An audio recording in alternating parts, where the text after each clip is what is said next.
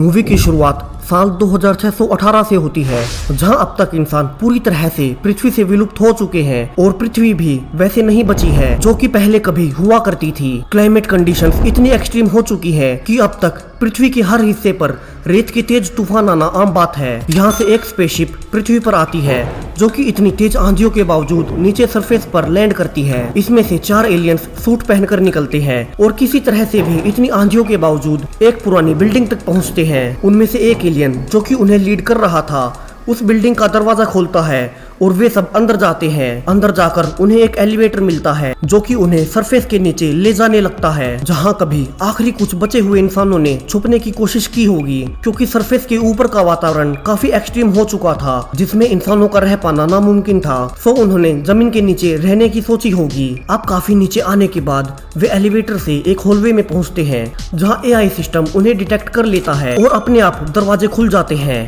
आगे बढ़ने पर एक ऑटोमेटेड आवाज आती है कि उन्हें हियरिंग सेंसेस और विजुअल सेंसेस डिटेक्ट हुए हैं। अंदर जाकर 4 में से 3 एलियंस अपना मास्क उतार देते हैं, जहां हम देखते हैं कि इनकी स्किन ब्लू है और आंखें हमेशा खुली रहती हैं क्योंकि इनकी पलकें नहीं हैं, जबकि उनका लीडर अभी तक मास्क नहीं उतारता। यहाँ से ऑटोमेटेड वॉइस अनाउंस करती है कि ये जानने के लिए कि एलियंस को पृथ्वी के जीवों या ह्यूमंस के बारे में कितनी नॉलेज है, वे पृथ्वी के बारे में कितना जानते हैं, इसे टेस्ट करने के लिए उन्हें किसी वर्ड को सुनकर कई पिक्चर्स में से एक को चुनना होगा। टास्क पूरा करने के लिए लीडर आगे बढ़ता है। उसे पहला वर्ड हॉर्स दिया जाता है। यहाँ कई अलग अलग एनिमल्स की पिक्चर्स थी मगर वो सही पिक्चर चुनता है। अगला वर्ड ट्री था और यहाँ भी वो सही पिक्चर चुनता है, यानी कि ये एलियंस इंसानी सभ्यता को अच्छे से जानते हैं। यहाँ से ऑटोमेटेड आवाज अनाउंस करती है कि वे इंसानी स्पीच और एक्शंस को समझ सकते हैं और यहाँ से एक वीडियो मॉनिटर पर चलने लगती है जिसमें एक साइंटिस्ट एक्सप्लेन करता है कि वे अभी जिस जगह पर हैं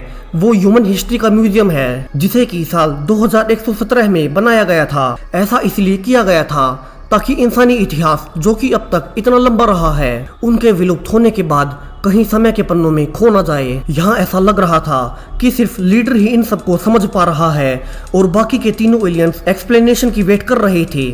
यहाँ वीडियो में साइंटिस्ट आगे बताता है कि अब जब वे ये वीडियो देख रहे हैं पृथ्वी से इंसानों का नामो निशान तक मिट चुका है और इस वक्त तक कोई इंसान पृथ्वी पर जीवित नहीं है। यहाँ सिर्फ इंसानों के बारे में इंफॉर्मेशन है कि वे कैसे होते थे। और यहाँ से साइंटिस्ट बताता है कि इस म्यूजियम में 10 बिलियन रिकॉर्ड फाइल और 10 मिलियन ह्यूमन सोसाइटी के सैंपल्स हैं। यहाँ से एक वीडियो शुरू होता है और बताया जाने लगता है कि इंसान कैसे खत्म होते चले गए। यहाँ बताया जाने लगता है कि इंसान इस दुनिया के रियल ओरिजिन को कभी समझ ही नहीं पाए, मगर चूंकि वे बुद्धिमान जीव थे तो बिना ओरिजिन को जाने उन्होंने टाइम के साथ टेक्नोलॉजी में बेतहाशा तरक्की कर ली, जैसे मून पर लैंड करना, सैटेलाइट्स बनाना और सोसाइटी में रेवोल्यूशन फैलाना।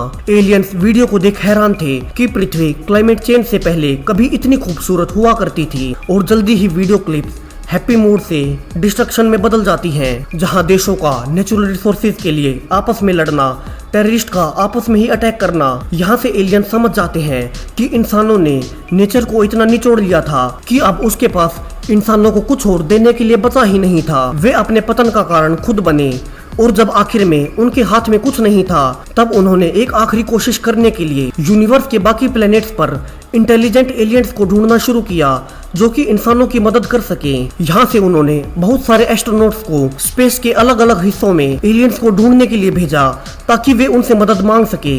और यहाँ स्क्रीन पर उन्हीं एस्ट्रोनॉट्स की फोटो दिखाई जाती है जो कि स्पेस में एलियंस को ढूंढने के लिए गए थे।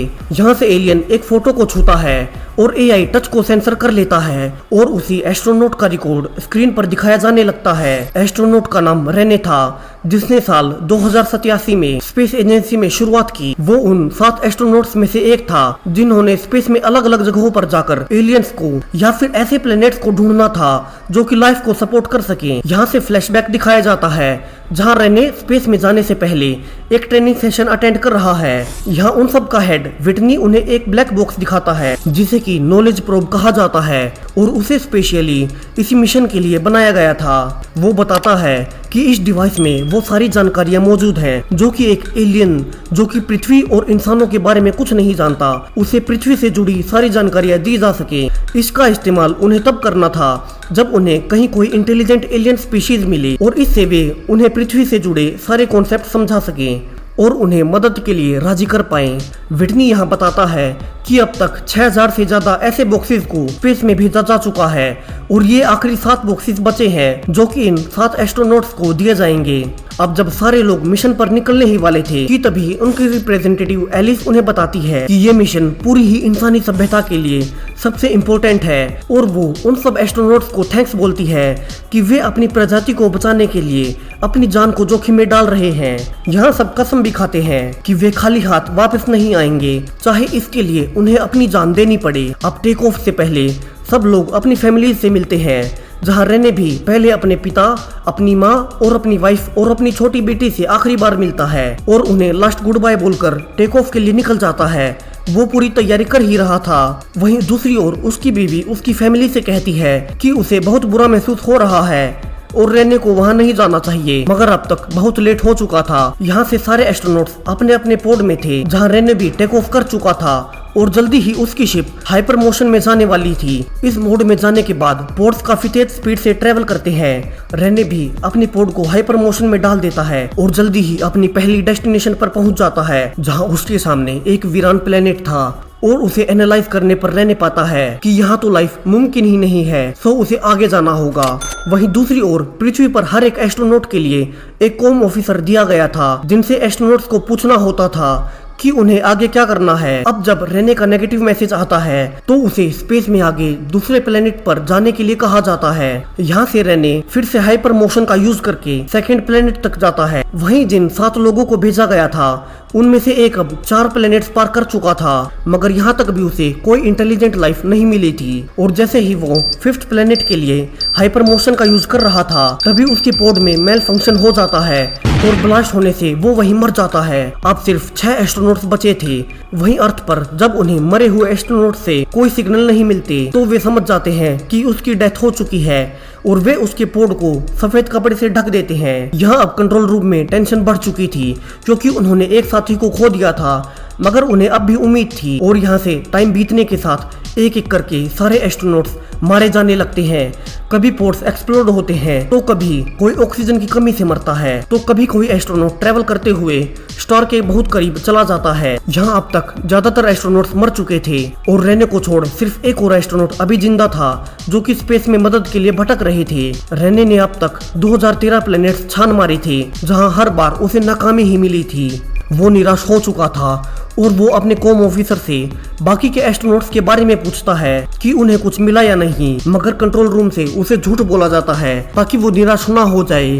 और उसे बताया जाता है कि बाकी सब लोग भी अभी उसी की तरह एलियंस को ढूंढ रहे हैं, मगर सच्चाई में रहने के अलावा सिर्फ एक और एस्ट्रोनॉट जिंदा थे, बाकी सब लोग एक एक करके मर चुके थे। अब टाइम बीतते के साथ ही वो दूसरा एस्ट्रोनॉट भी, जिसने कि अब तक काफी ज्यादा लंबा टाइम स्पेस में बिता लिया था, वो भी स्पेस रेडिएशन की वजह से मारा जाता है। अब सिर्फ रेने ही बचा था और उसके पास भी अब सिर्फ एक और प्लेनेट तक जाने का फ्यूल बाकी था। और जैसे ही वो उस लास्ट प्लेनेट तक पहुंचता है उसका फ्यूल खत्म हो जाता है, सो वो जल्दी से उस प्लेनेट पर लैंड करने लगता है। वहीं पृथ्वी पर अब कंट्रोल रूम में सब डरे हुए थे क्योंकि रेने ही उनकी आखिरी उम्मीद था। वहीं रेने जल्दी से प्लेनेट की तेज ग्रेविटी से सरफेस की ओर गिर रहा था, जहाँ ये प्लेनेट पूरी तरह से बर्फ से बना था और इसका टेम्परेचर इतना कम था जिससे कि ह्यूमन बॉडी हैंडल कर ही नहीं सकती। तो वैसे तो रेने को ज्यादा चोट नहीं आती, मगर ज्यादा ठंड होने से अब उसका चेहरा नीला पड़ने लगा था और वो मॉनिटर पर रखी अपनी फैमिली की फोटो को आखिरी बार देखते हुए बेहोश हो जाता है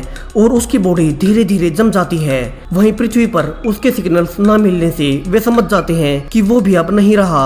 यहाँ एलिस ब्रिटनी को कहती है कि वे आम पब्लिक को ये नहीं बता सकते कि सारे एस्ट्रोनॉट्स मर चुके हैं और उनके बचने की आखिरी उम्मीद भी अब खत्म हो चुकी है, वरना हर तरफ दंगे शुरू हो जाएंगे। लेकिन ब्रिटनी इससे काफी नाराज था क्योंकि 7 लोगों ने जिन लोगों के लिए अपनी जान दी उन्हें उनकी कुर्बानी का कभी पता ही नहीं चलेगा। यहाँ से सिर्फ एस्ट्रोनॉट्स के परिवार वालों को बताया जाता है कि अब वे सब मर चुके हैं और उनके लिए एक सीक्रेट और प्राइवेट फ्यूनरल करवाया जाता है। और उन सब की मौत से एलियन से मदद मांगने वाले मिशन का भी अंत हो चुका था और ये भी फेल हुआ था। और यहाँ से फिर धीरे धीरे एक्सट्रीम वेदर आने से लोग मरते चले गए और सब खत्म हो गए। वही बंकर में अब वो लास्ट एलियन भी मास्क उतारता है और सरप्राइजिंगली ये रेने था अकेला एस्ट्रोनॉट जिसने अपना मिशन पूरा किया और एलियंस को मदद के लिए ले आया। मगर वो अब तक काफी लेट हो गया था, जहां उस ठंडे प्लेनेट पर काफी सालों तक रहने की उम्र बढ़ी ही नहीं। और फिर इन एलियंस ने, जो कि उस वेदर में रहने के आदी थे, उन्होंने रेने की बॉडी को रिवाइव किया